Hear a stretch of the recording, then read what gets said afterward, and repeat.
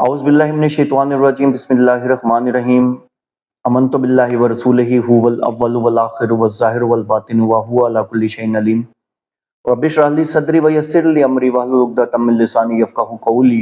معزز ناظرین، بھائیوں بہنوں بزرگوں، السلام علیکم۔ جیسا کہ آپ جانتے ہیں کہ میں شیعہ باطل مذہب کو ایکسپوز کر رہا ہوں، اس کا جھوٹ اور دجل آپ تک پہنچا رہا ہوں۔ اسی سلسلے میں آج جو ویڈیو لے کے میں آپ کی خدمت میں حاضر ہوا ہوں، میں نے آپ کو بتایا نا کہ بیسیکلی یہ ایک جھوٹا مذہب ہے اور عبداللہ ابن سبا کی یہ لوگ پیداوار ہیں، اور انشاءاللہ ایک دو دنوں کے اندر میں ایک ویڈیو بنانے جا رہا ہوں جس میں انشاءاللہ عزوجل میں آپ کو شیعہ کتب سے ایک نہیں ملٹیپل ریفرنسز دوں گا، جس میں حضرت ابو بکر صدیق رضی اللہ تعالیٰ عنہ کی شان میں یہ تو کہتے ہیں نا کہ حسن اللہ یاری جیسے دجالی فتنے کہتے ہیں کہ جی ان کا ایمان ثابت کرو۔ ایمان میں آپ کو اس میں باقاعدہ ان کی شان بیان کی ہوئی دکھاؤں گا، میں آپ کو اس میں باقاعدہ طور پہ ان کی شان بیان کی ہوئی دکھاؤں گا۔ آپ صرف ان کے ایمان کی باتیں کرتے ہیں، استغفر اللہ معاذ اللہ، ان کا ایمان تو آپ لوگ یہاں سے ثابت نہیں کر سکے۔ جب اس سے ہی حسن اللہ یاری سے سوال ہوا تھا، ایک عربی نے سوال کیا تھا کہ حضرت ابو بکر صدیق رضی اللہ تعالیٰ عنہ نے جب حضرت اسماء بنت امیس سے ان کی شادی ہوئی جو کہ حضرت علی رضی اللہ تعالیٰ عنہ کی بھابی تھیں، تو اس وقت کیا حضرت ابو بکر صدیق رضی اللہ تعالیٰ عنہ مسلمان تھے یا نعوذ باللہ معاذ اللہ دائرہ اسلام سے باہر تھے؟ تو یہ آج تک اس کا جواب نہیں دے سکے، تو انہوں نے کیا جواب دینا ہے؟ تو جھوٹ پر سارا ان کا سسٹم کھڑا ہوا ہے۔ تو خیر، آج جو میں ویڈیو آپ کو دکھا رہا ہوں وہ بھی انہی کی کتاب سے آپ کے سامنے ایک چیز دکھانے جا رہا ہوں کہ یہ لوگوں نے کسی کو بھی نہیں چھوڑا۔ انہوں نے ایون کہ یہ ایک طرف اہل بیت کرتے ہیں اور دوسری طرف اہل بیت کی شان میں گستاخیاں بھی کرتے ہیں۔ اب جو میں آپ کے سامنے ریفرنس پیش کرنے جا رہا ہوں، اب وہ کیا ہے کہ جی حضرت فاطمہ رضی اللہ تعالیٰ عنہا نے حضرت علی رضی اللہ تعالیٰ عنہ کو باقاعدہ ڈانٹا، اور کیا لفظ استعمال کیے وہ میں آپ کو بھی دکھاتا ہوں۔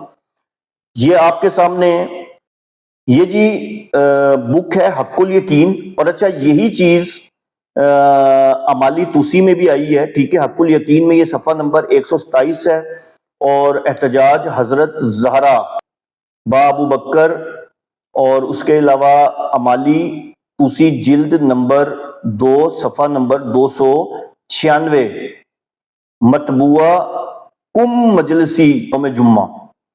اب آپ دیکھیں کہ یہ سامنے فارسی میں عبارت آ رہی ہے، اور میں آپ کو اس کا ترجمہ کر کے بتا رہا ہوں، آپ خود بھی کر لیجئے گا کہ پھر سیدہ فاطمہ رضی اللہ تعالی عنہا گھر واپس آئیں۔ حضرت علی رضی اللہ تعالی عنہ ان کی واپسی کے منتظر تھے، تو مصلیت کے تحت حضرت علی رضی اللہ تعالی عنہ سے سیدہ نے نہایت دلیرانہ گفتگو کی، اور یہاں تک کہ الفاظ کے اب آپ الفاظ سنیں کہ تم بچے کی طرح شکم مادر میں پردہ نشین ہو گئے، ٹھیک ہے، اور ذلیل لوگوں کی طرح بھاگ آئے، اور تم نے زمانے کے بہادروں کو پچھاڑا لیکن ان نامرادوں سے بھاگ کھڑے ہوئے۔ اب آپ دیکھیں کہ اس روایت کے اندر، یہ روایت ایک جگہ نہیں 2 جگہ میں نے آپ کو دکھائی ہے۔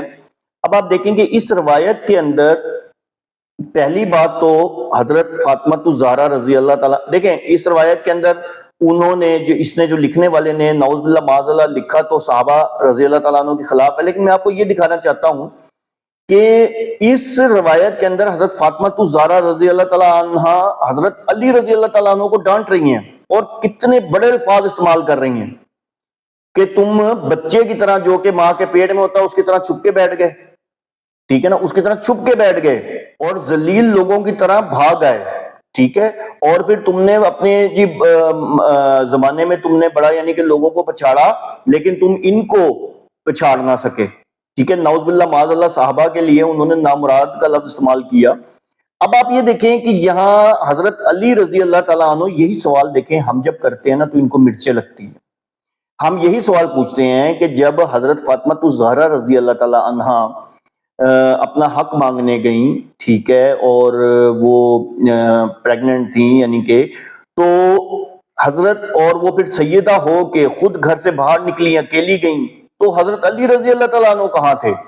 وہ تو مشکل کشاں ہیں، ٹھیک ہے، آپ لوگوں کے نزدیک، اور نعوذ باللہ معاذ اللہ انبیاء سے افضل ہیں، ان کے کرامات ہیں، ان کو وہ وصف حاصل ہیں جو نعوذ باللہ معاذ اللہ نبی پاک صلی اللہ علیہ وسلم کو حاصل تھے، تو انہوں نے اپنی بیوی کو اکیلے جانے دیا، وہ بھی سیدہ زہرا کو۔ تو استغفر اللہ معاذ اللہ، اللہ یعوذ باللہ، مطلب کہ میں حیران اس بات پہ ہوتا ہوں کہ یہ لوگ، ان لوگوں کی کتابیں ان کے منہ پہ تھپڑ مارتی ہیں باقاعدہ طور پہ. ان کو اس چیز کی سمجھ نہیں آتی، نصیحت نہیں ہوتی کہ ان کی کتابیں بیسیکلی ان کے منہ پہ تھپڑ مار رہی ہیں کہ ایک چیز پاسبلٹی ہی نہیں ہے.